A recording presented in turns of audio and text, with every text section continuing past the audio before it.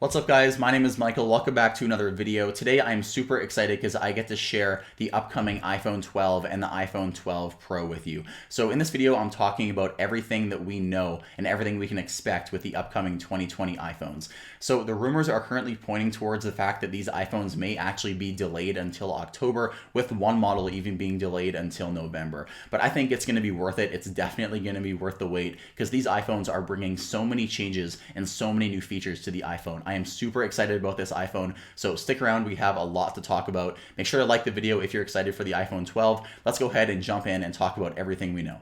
So starting with the iPhone 12, Apple is going to have two models now of the iPhone 12. The iPhone 12 is going to be the successor to the cheaper iPhone, the iPhone 11, that currently has an LCD display and slightly thicker bezels than the iPhone 11 Pro. So the iPhone 12 is now going to have an OLED display on two sized phones. So a 5.4-inch OLED display is going to be the regular iPhone 12, and a 6.1-inch OLED display is going to be on what I'm going to call the iPhone 12 Plus. That hasn't been the confirmed naming though. And like I said, the good thing about these screens is they are both OLED. So compared to LCD, OLED screens are so much better. You're getting much better colors, much better contrast ratios. And OLED displays, at least for me, are completely night and day. Once I go to a phone that has an OLED display, I find it very hard to go back to a phone that has an LCD display. With this upgrade to the display, you're obviously going to get better contrast ratios and you're going to be getting a better pixel per inch count. So the current iPhone 11 has a PPI of somewhere around 320, and this new iPhone 12 is going to have a pixel per inch count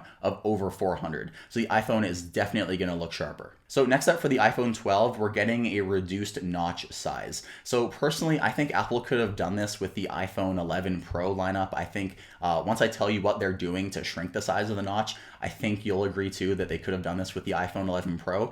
So current mockups show that Face ID and all the modules and all the components that go inside Face ID actually isn't shrinking at all. And the only thing Apple is doing to make the bezels and the notch smaller is they're moving the earpiece speaker up. That's all they're doing. So I think Apple could have learned to rearrange components in their own iPhones. I think this is definitely late, but better late than never. It's nice to have a reduced notch size. Possibly my favorite change is the redesign that the iPhone 12 is getting. So no longer do you have to take an iPhone out of the box and it's just completely a flat slab with zero lines on it. This iPhone is going to have sharp edges. It's going to be awesome. So Apple currently has a device, the iPad Pro, which I have right here, that has flat aluminum sides. So although the iPad Pro is a lot thinner than what the iPhone 12 is going to be, you can actually get a pretty good feel of how the upcoming iPhones are going to feel if you have the iPad Pro. In terms of the camera system, we are obviously going to get some upgrades. One of them is coming from the new ISP, which is going to be on the new A14 chip, which I'm going to talk about in just a bit. But in terms of cameras, we're sticking with only two cameras this year. So it's not like the cheap iPhone is getting a triple camera setup anytime soon.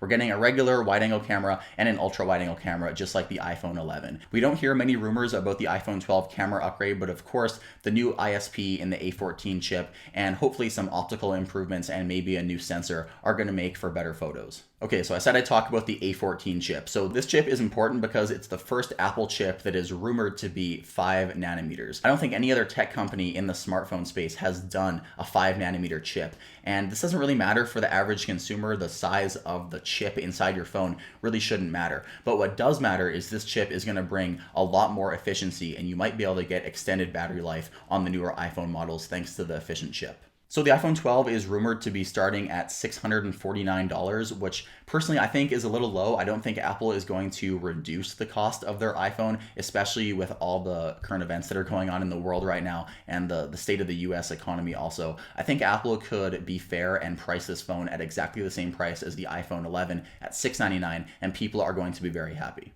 And also, if the price is staying at $699 instead of going down to $649, it would be nice to see Apple upgrade the base storage from 64 gigabytes to 128 gigabytes. My prediction for the iPhone 12 Plus model is $100 more than whatever the iPhone 12 model comes out to be. So if the iPhone 12 is $649, then the iPhone 12 Plus will be $749 and so on. Okay, now we get into the really exciting stuff. The iPhone 12 Pro and 12 Pro Max. These are going to be amazing upgrades. So let's start with the displays. The displays on these iPhone 12 Pros are definitely what's going to get you to buy them. These displays are seeing some huge upgrades this year. So let's start with the size. Of course, we're getting two sizes, but we are getting slightly increased screen sizes this year. So the smaller one is going to be 6.1 inches. Yes, that is the exact same size as the iPhone 12 Plus that I just talked about. And the bigger size is going to be 6.7 inches. So slightly bigger than the iPhone 11 Pro Max right now, which is sitting at 6.5 inches on the screen. But when we start to look at the technology in these screens, that's when these start to get so special. So these are going to be Super Retina XDR OLED displays with 120 Hz and 10-bit color. These are going to be the best iPhone displays we have ever had. So starting with 120 Hz, the current iPad Pro model has that, and it just makes so when you're scrolling through the UI and different elements on your phone, it's just gonna make it a lot smoother. I can't use an iPad now that has a 60 Hz display because 120 Hz has just ruined me for other iPads. It is such a good technology, and I believe even the basic iPhone user is going to notice a difference in smoothness. And I also mentioned 10-bit color. So it means the iPhone 12 Pro is going to be able to display millions of more colors compared to the regular iPhone 12 and all other iPhones before it. 10-bit displays are really rare in smartphones. I think the only 10-bit display that exists right now is the OnePlus 8 Pro, but tell me in the comments if I'm wrong. Personally, while I haven't ever looked at a 10-bit display, I'm really excited to with the iPhone 12 Pro. From what I hear, it's able to reduce the OLED banding that you can sometimes get when you have various gray colors or black colors on your screen. So just a more uniform color on the display is obviously welcomed, and that 10-bit color is going to make colors a lot nicer on your screen too. So also, just like the iPhone 12, we are getting a notch reduction. We don't know if the 12 Pro is going to have a smaller notch than, say, the iPhone 12. I don't think it will. I think if Apple is going to shrink the size, I think they're going to make it uniform across the entire iPhone lineup, just like they have right now on the iPhone 11 and the iPhone 11 Pro. The notch size is exactly the same. So I think on the iPhone 12 Pro, we're going to have the identical size notch, which is reduced in size from the previous years. So obviously, since the iPhone 12 gets flat sides, the iPhone 12 Pro is going to get flat sides, but we get a little bonus. So of course, because it's the Pro model is going to be getting stainless steel. I am really excited to feel the smooth, cold, hard stainless steel on my iPhone. I think it's going to feel really unique. Feeling my iPad, it feels excellent with the flat sides, and I just think if this thing had stainless steel, it would feel unbelievable. And we are going to be getting that design with the iPhone 12 Pro. So I'm really excited to have flat sides on an iPhone with stainless steel. In terms of the camera isn't really going to be seeing many improvements this year. Now, this video may age horribly and the iPhone 12 may get some of the biggest camera updates we've seen. In that case, I'll have to eat my words, but I'm not expecting many camera updates this year to the iPhone 12 Pro. We just saw so many improvements to the camera system in the iPhone 11 Pro from 2019 that I'm just not expecting any groundbreaking changes with the iPhone 12 Pro. We are getting two changes though to two of the sensors, or at least one of the sensors. One of them is completely new. So the first one that's new is Lidar. The current iPad Pro has Lidar, and it's a pretty cool technology. It's definitely better for AR if you want to scan various objects around your house, but I don't think many people, as a common occurrence, are scanning objects on their iPad, and especially if it needs to be a precise measurement, you'd probably want to use a tape measure or something more accurate. So while Lidar is really cool and it's going to be great that the iPhone has it for AR games and other AR uses, I just don't see it being very useful right now. And then the other sensor I said was changing on the iPhone 12 Pro is the zoom. So we're rumored to be getting a 3x zoom instead of a 2x zoom.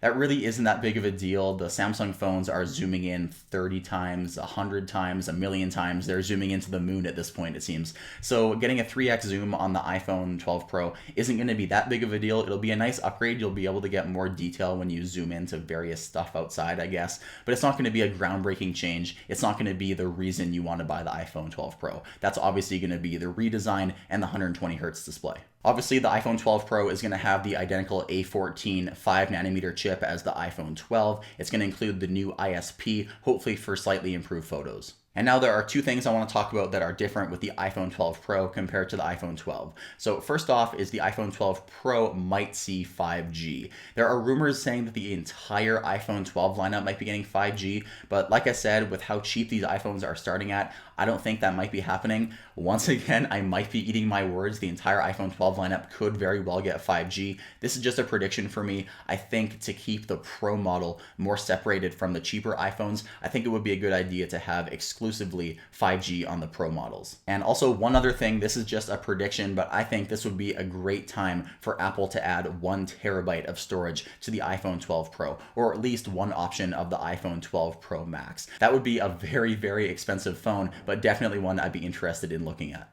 So you get all these changes to the display. You get a bigger display, you get 120 hertz, you get a 10-bit display, you get a faster A14 chip, improvements to the camera, a new Lidar sensor, flat stainless steel sides, and the iPhone is still starting at $999. I think this is a very fair price. I think the iPhone 11 Pro is starting to be a little bit expensive at $1,000, but I think the iPhone 12 Pro, with everything we've heard it's going to offer, I think that's going to be a very fair deal. So should you buy the iPhone 12 Pro? This is kind of hard to say because the iPhone hasn't come out yet, but I think if you have the iPhone 11 or the iPhone 11 Pro, only upgrade if you really want the 120 hertz display or you really want the redesign with the flat edges. Otherwise, the iPhone 11 is still going to be a very, very fast phone with a very capable camera. If you have something older than an iPhone 11 though, I think upgrading to the iPhone 12 is definitely a good idea. You're going to be getting a much better camera than some of the older iPhones have. You're going to be getting an OLED display across the entire board. No matter which iPhone 12 you get, it's going to have flat sides. So this is going to be a great upgrade for someone, say, who has maybe the iPhone 8 Plus, or maybe someone who has the iPhone 10R. Upgrading to the iPhone 12, or maybe if you want 120 hertz, the iPhone 12 Pro is going to be a fantastic upgrade. So I want you guys to tell me in the comments below if you're excited for the iPhone 12 and iPhone 12 Pro. Also, out of all these new things I mentioned in this video, tell me in the comments what your favorite feature is. I love to hear what you guys have to say, so make sure to comment down below. So that's the iPhone 12. Boy, that was a packed video. If you made it this far, a like would greatly be appreciated. Thank you guys so much for watching. There are 2 videos on your screen right now if you want to check those out. My name is Michael. I'll see you in the next video.